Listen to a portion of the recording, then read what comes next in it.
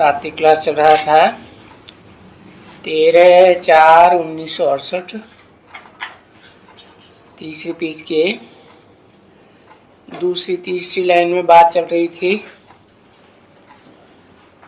जड़ नदियों की बात चल रही थी जिनमें गटर गिरता है, गंदगी गिरती है शहरों की। तो बाबा की बुद्धि में तो वो जड़ नदियां थी, लेकिन शिव बाबा क्या कहना चाहते थे? शिव बाबा तो कहना चाहते थे कि कलयुग के अंत में बड़े बड़े जो कारखाने खुलते हैं शहरों में, उनका सारा कचरा उन नदियों में जाके गिरता है। ये है वास्तव में चैतन्य नदियों की बात। चैतन्य नदियों में जो गटर आता है मनुष्यों का, भांति भांति के मनुष्यों का, जन्म जन्मांतर का, 63 जन्मों का व्यभिचार का गटर, तो वो उनके मुख से जो ज्ञान जल निकलेगा वो कितना व्यभिचारी होगा, है? और उनके द्वारा सुनाए हुए ज्ञान में स्नान करते रहते हैं, जबकि बाप ने तो बता दिया सबसे फर्स्ट क्लास ज्ञान स्नान कौन सा है?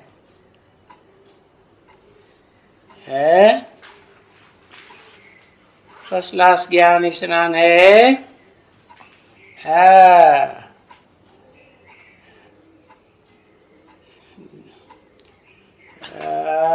डायरेक्ट ज्ञान जल माने डीजल। हाँ, शिव बाबा से सन्मुख सुनेंगे तो वो हो जाता है डायरेक्ट मुख से सुनना, मुकर्रर मुखों से। ये भी नहीं कि टेम्परेरी ब्रह्मा के मुखों से सुनना है। तो बताया कि ज्ञान का सागर तो वो बाप है, वो आए कर करके ये सृष्टि का सारा समाचार सुनाते हैं, असली समाचार सुनाते हैं।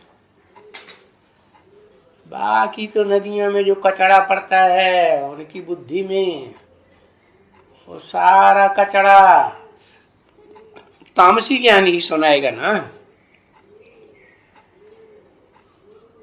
बाप के बगैर कोई भी सच्चा समाचार नहीं सुना सकते सृष्टि के आदि मध्य अंत का, क्योंकि बाप तो चैतन्य है ना और बीज रूप है।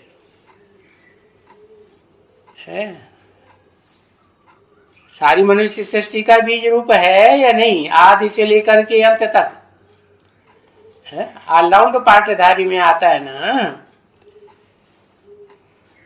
तो बाप बिगर तो ऐसा कोई भी जानते भी नहीं है जिनकी प्रैक्टिकल जीवन में ये आदि मध्य अंत की कहानी भरी हुई हो। तो बाप कहते हैं, देखो बच्चे, आगे तो तुम भी कुछ नहीं जानते थे, नहीं जानते थे तो तुच्छ बुद्धि थे ना।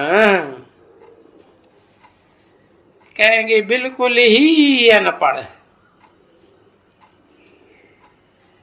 तो अभी तो तुम बच्चों ने कितना ज्ञान उठाया है,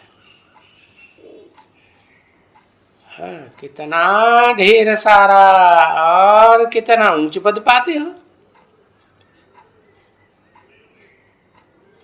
जितना जो ज्ञानी होगा उतना फिर जास्ती याद करेगा, क्योंकि पहचान ज्यादा होगी ना, है? हाँ, असलियत की। तो खुद ऊंच पद पाएगा, दूसरों को भी ऊंच पद प्राप्त कराएगा। ये ड्रामा में नूद है, और तेरे ड्रामा में तो ये खास नूद है। किससे बोला? है। तेरा ड्रामा में ये नूद है औरों को भी ऊंच पद प्राप्त कराने का। प्रजापिता वाली आत्मा आदम के लिए बोला, तो हर एक को पैगाम देना है। हर एक माने कितने कितनों को है कि बेहद का बाप आया हुआ है?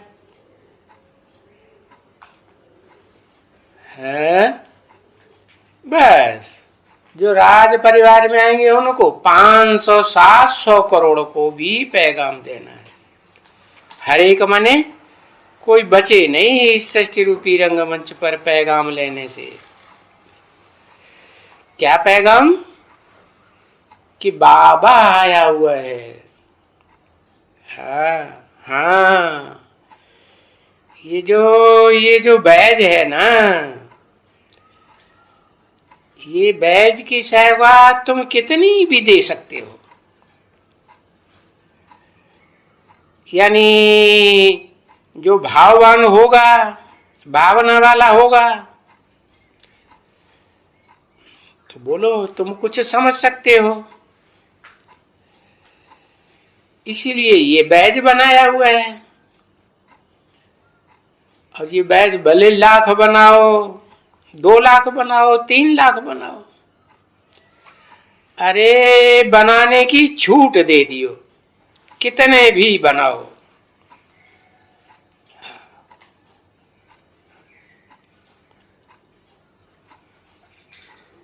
वो यादगार में यज्ञ रचते हैं ना, स्वाहा स्वाहा वाले, कितने शालिग्राम बनाते हैं? मोस्टली तो 1 लाख शालिग्राम बनाते हैं। लेकिन बहुत बड़ा कोई सेठ होगा तो ज्यादा ब्राह्मणों को बैठाएगा शालिग्राम बनाने के लिए, तो कोई 2 लाख, कोई 3 लाख।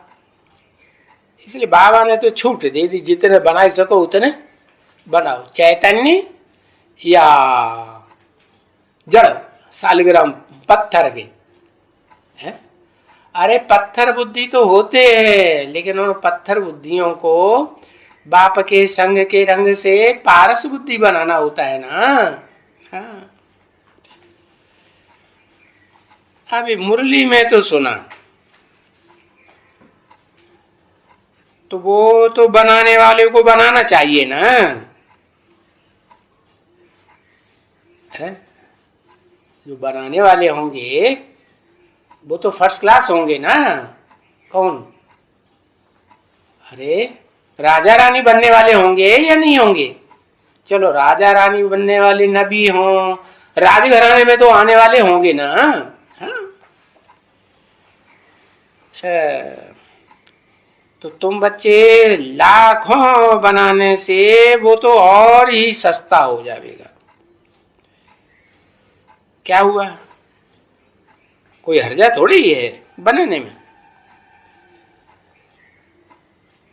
पत्रा भेज देने से ऊपर से उनसे ये ठीक है, बहुत ये पत्रे ठीक है जो अभी छप छप करके आए हुए हैं, ये हाथ में लेकर के सबको बांटो और सबको समझा करके बांटो। बताओ कि बड़ी से बड़ी, भारी से भारी एक भूल कौन सी है? जो पतित बन गए हो, क्या भूल गए? भारी से भारी भूल है कि भाई गीता के भगवान को, जो असली गीता का भगवान है उसको तो भूल गए। और उस भगवान ने जो रचना रची उसको भगवान बना के बैठा ही दिया। कौन सी रचना?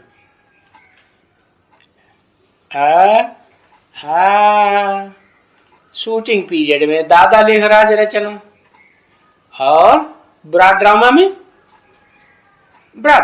कृष्ण, 16 कला संपूर्ण कृष्ण की रचना।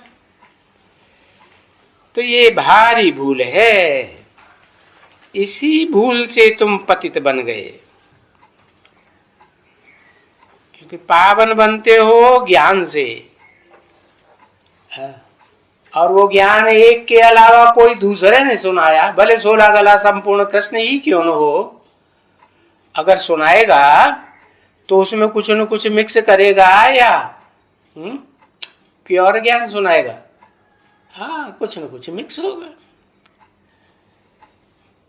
तो गीता के ज्ञान से भगवान ने पावन बनाया, और तुम तो झूठी गीता पढ़ते हो। है गीता का जो रचयिता है वो तुमने झूठा लगा दिया, उसे पढ़ पढ़ कर एकदम पतित बन गए। ये बात समझाते समझाते पत्र देते जाओ, समझा के दो। है और ये सर्विस करना कोई थोड़ी बात थोड़ी है क्या, कि गीता का भगवान सबको बुद्धि में बैठाओ। कोई भी टाइम मिले तो ये पत्रे जो अभी छपाए हैं, है गीता के भगवान के बारे में, उसमें गीता का भी है और गीता के भगवान का भी है। बस ये पत्रे कच्छ में था, उठाया, अच्छे अच्छे मार्केट में, ये कपड़े के मार्केट में अच्छे अच्छे होते हैं ना व्यापारी, तो बड़े बड़े व्यापारियों को देखो, उसको बोले सेंटर आया, ये जो तो हम पत्रे देते हैं ये हैं, ये मल्टी मिलियन पाउंड्स का एक एक पत्रा है। वो हिंदी में उनको बताए करके कि ये पद्मों का रुपए का पत्रा है, इसकी कीमत कम नहीं समझना, बिल्कुल अच्छी चीज है। तो इसको पत्र को संभालना, अच्छी तरह से खुद पढ़ना, और इसमें से कुछ न समझो तो जा करके समझाना। अरे समझाने में तो कोई पाई का भी खर्चा नहीं है, बिगड़ कौरी खर्च बेहद की बादशाही तुमको मिल जाती है। इस बात से कि गीता का भगवान असलियत में कौन है, और ये समझाना है तो कितना सहज। बच्चे बोलते नहीं हैं, जाते नहीं हैं, सर्विस चाहिए सर्विस चाहिए। अरे सर्विस तो बहुत है ना, ये जो पत्रे हैं ना बच्चे, अभी बाबा इन पत्रों की महिमा करते हैं, ये तो सबको छपाना चाहिए। अगर नहीं छपा सकते हैं तो बाबा के पास लिख दे में कि पत्रे हो बाबा आपके पास, तो हमारे पास भेज दियो, हम बांटेंगे। और भले फिर वो बांटने वाले भले अपना अपना सेंटर का, अपने अपने दुकान घर का ठप्पा लगाए देवे है उनके ऊपर, और सबको समझावे कि ये बहुत अच्छा पत्रा है। सिर्फ ये बेचारे ने भूल कर दी है जो बाद में हरा कर दिया है। किसी ने कहा हरा नहीं है नीला है, अच्छा जी नीला, ये बेबी पना निकल आया। हाँ बच्चों को गहरा रंग अच्छा लगता है ना।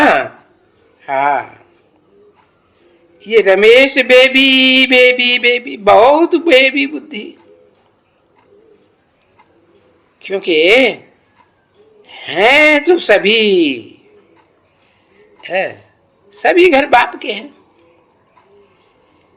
इसमें कोई है ही घर में सब पैसा भेजें न भेजें, अरे नहीं भेज सकते हैं तो भी हर्जा नहीं, घर में तो हैं,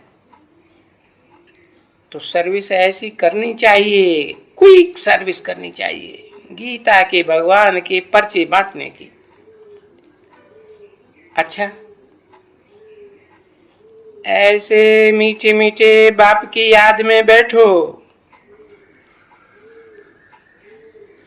जो गीता का भगवान है असली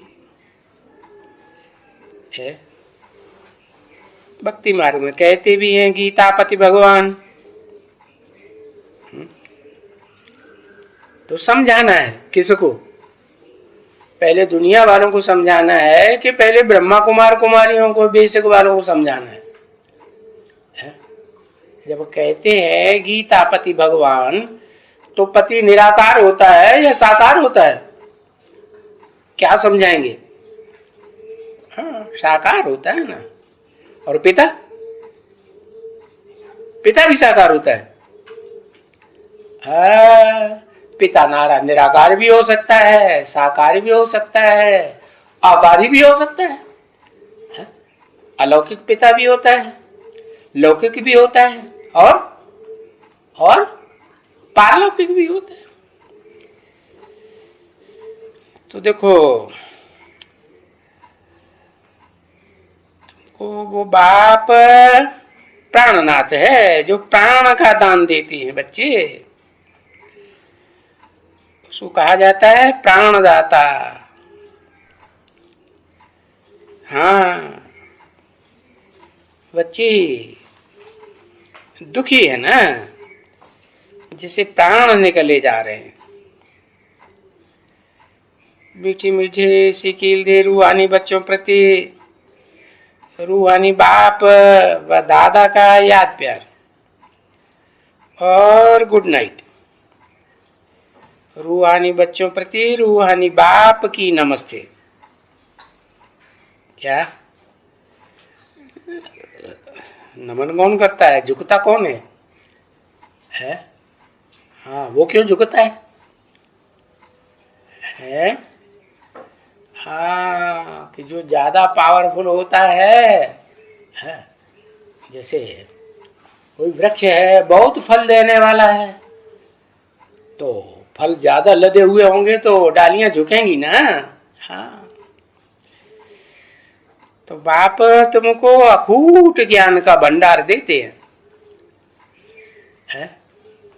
तो को अहंकार में आके देते हैं या झुक कर देते हैं? झुकते हैं। तो तुम्हारा प्रोग्राम तो है ना, तैयारी की है, तो किसी ने कहा हाँ बाबा ठीक है, ये अच्छा किया है। ओम शांति।